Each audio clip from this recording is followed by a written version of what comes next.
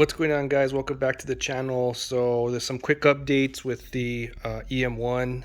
There's a few things I've done which I did not record, but because I just needed to get them taken care of. The first thing is the air conditioner. So the air conditioner, the lines were all a mess. One of the it wasn't hooked. The mounts on the bottom for the condenser were a mess. Straightened those out. In inspecting that, so the line, there was no pressure. One of the hard lines from the condenser to the receiver dryer was broken. So I went to the junkyard and got a replacement, put it on there, got everything all squared away. As you can see, everything's looks good. Got it recharged. Air conditioner's working great. Where I live, you absolutely must have an air conditioner in the summertime. It gets too damn hot, especially with a black car. So that's one of the things that I sorted out recently. Other thing I sorted out was I replaced the headlights. It had some aftermarket headlights which were really poor, with a really poor quality HID kit. Took all that junk off and I replaced it with another set of aftermarket headlights, which look better. They're okay. I would have preferred some OEM ones, which I did order some OEM ones, but they were damaged in transit, so I ended up having to settle for these. I also replaced the crappy HID kit with an LED kit, which works pretty good. And in doing that, I had to replace the fuse was burned out on the high beam. So on these cars, high and low, for each side, driver and passenger, it has a fusible circuit. So there's 4 fuses for the total for the headlights. So took care of that. So anyway, right now the car's running pretty good. There's a few other things I need to work on, so I'm going to get into that right now and show you guys what we're going to be doing today. So one of the things that's an issue with this car is the shifter. It's got some play in it, so it came with this skunk, or not sorry, skunk. It came with the K-tuned adjustable shifter. So this is not the latest version. It's one of the older models where has that brass ball you have to adjust, and it's loose. So I'll hop in and demonstrate what's going on.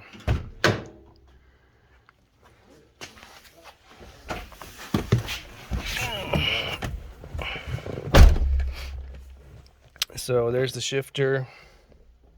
So this is in gear, and look how much play it has. That's really bad. So that's in neutral first. Look at that side. Look at that play side to side.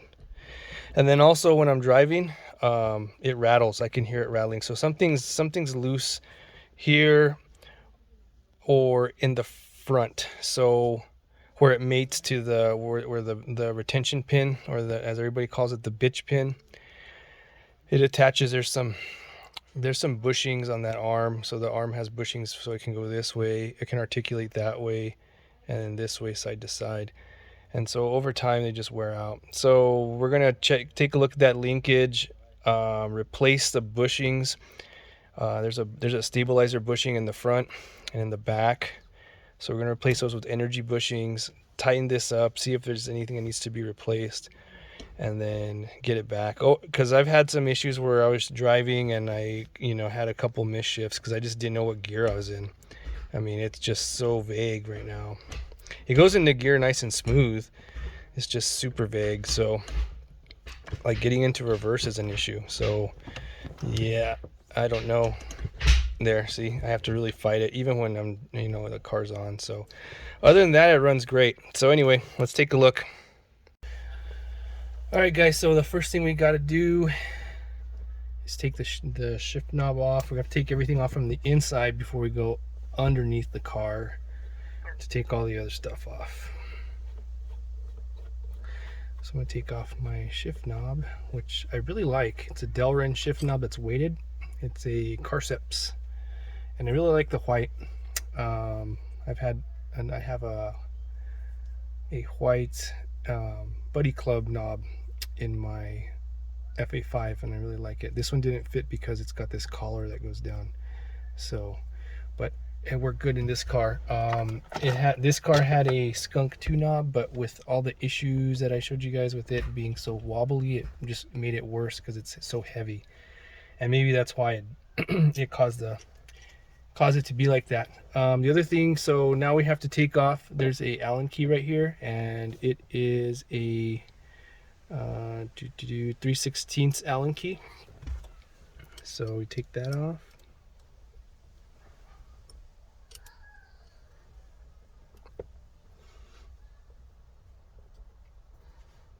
And then once that's out,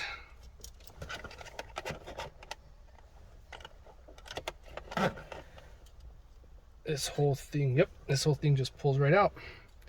Just like that, too easy. So we're gonna put all this stuff right here. I'm also gonna adjust this guy because it's a little too high with this, the way this knob sits, since it's a little high. I'm not hitting the console, but I'm getting a little close, so I'm gonna drop it down a couple notches to my liking. So anyway, so that is this part. Now we have to take off the console, the center console. So there's a couple screws here and a couple other screws on the side right here we have to remove, and then it should pull right out, and I have to take all this stuff out, so we'll get to that here in a minute. Okay, so to take the center console out, there's 2 screws on either side here, and then there's another screw in the front over here somewhere. Yeah, right here. There's one. So there's 1, 2, 3, 4, 5, 6, and then I believe there's 2 in front. So I'm gonna take these off right now and then pull everything back. Okay, so I removed the 2 in the back. So you have to scoot the seat all the way forward, and then you have to pull the seat all the way back to access these other 2, and then this whole thing just kind of slides back. So I'm not gonna take it off all the way. I just need it moved enough so I can get to this one. So I think there's a series of screws right here, and I think that's it, but I may be mistaken, so I'll keep going. Okay, so I confirm that there is these. So there's one here and one here on this side on both. So there's 2, and then that frees this guy up, and you can just pull it out. See, like just like that, and it comes right out just like that. So now we have access to the shifter, and there's this boot. We have to remove this boot. Okay, so I'm gonna remove the boot. It just peels up. It's got a little lip, and be careful not to tear it because these things are really delicate. I have some extras that I got. I have some extras because I've torn a few of these. Can break them off, but see, it came out real easy. But if you yank on it, if you don't kind of massage it out, it'll rip. And this one's a little brittle.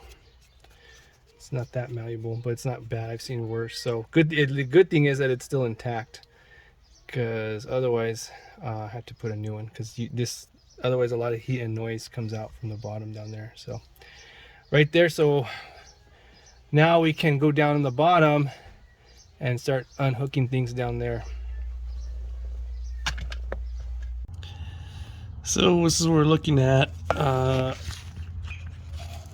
It seems okay, but there is a lot of play. You can hear it clicking and clacking. So I don't know where the clacking's coming from. It sounds like it's coming from right there. So, but there's a lot of play downstream too. I don't think you guys can see, but when I move it, there's a lot of movement over there too, but a lot of movement is over here at the shifter. So I'm just going to take the whole thing off. And the other thing too is this boot is torn, so that's bad. A bunch of crap's getting in there. I can already see where it's all dry, so I'm going to take it off and replace that. To replace that, I'm going to have to loosen this section of exhaust here. It goes, there's those 2 bolts, but I don't want to remove them. They're really a pain.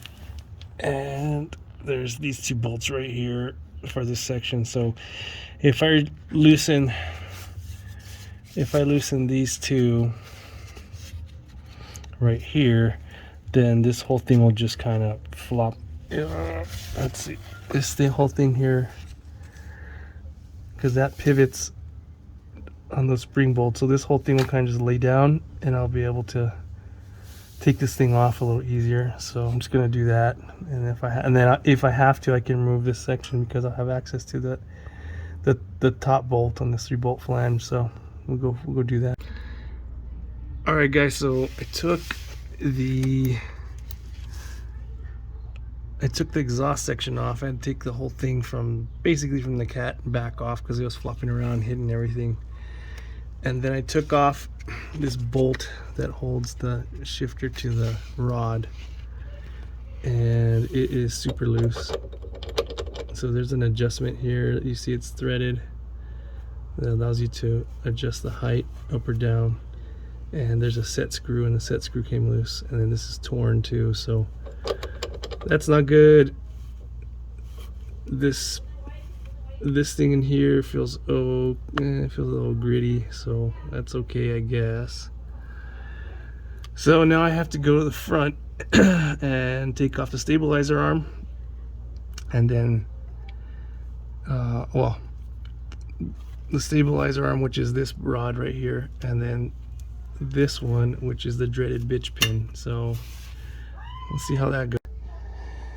Okay guys, here's the linkage where it connects to the transmission, and this little clip, this cover and this clip are for the dreaded bitch pin. So I have to pry this off and push it out. So this thing has a lot of play. So this linkage, see right there? That's the problem. This bushing right here is messed up. It's worn out. So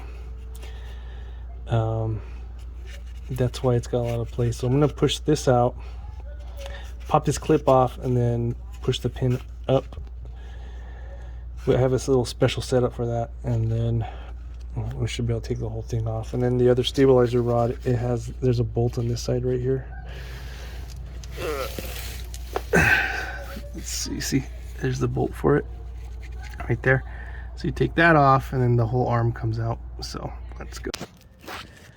Okay, so this is a stabilizer bar arm. So you take this bolt off, which I already broke loose. It's a 12 mil, and it's got this little plate,